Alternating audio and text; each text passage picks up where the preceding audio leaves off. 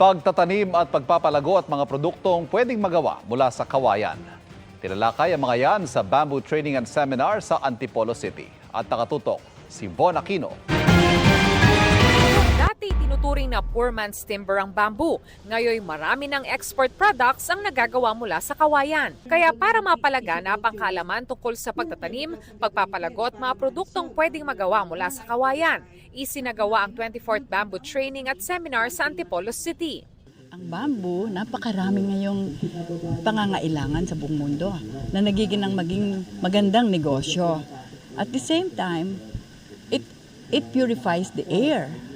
At saka nagsasave ng lives because ang soil erosion, ini-stop niya. Yung matutunan na gagawin ng mga tao, kabuhayan yun eh. Bukod sa bahagi ito ng ating sining at kultura, pwede rin gamitin ang kawayan upang tugunan ang kahirapan sa bansa. Tinalakay sa seminar mga paraan ng pagtatanim, pag-aalaga at pag-harvest ng kawayan, pati ang mga gamit sa kawayan, bamboo construction at treatment, high-value crops financing program, at kung paano magsimula ng butterfly garden. Importante talaga, ma-maintain natin yung freshness ng portion ng bud, yung lalabasan niya dito.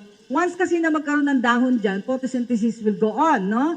Tapos yung kanyang root system ay hahaba na. Ang bamboo, hindi natin pwedeng gamitin kung hindi siya treated. Kasi isang taon lang yan, 2 taon, wasak agad yan. Because bamboo contains starch and sugar. Yun ang pinaka-main component ng bamboo. And we have to eliminate that particular materials. Nag-tour din sa loob ng bamboo garden kung saan mayroong mahigit 40 bamboo species. Nakatanggap din ng mga tanim na kawayan ang mga participant.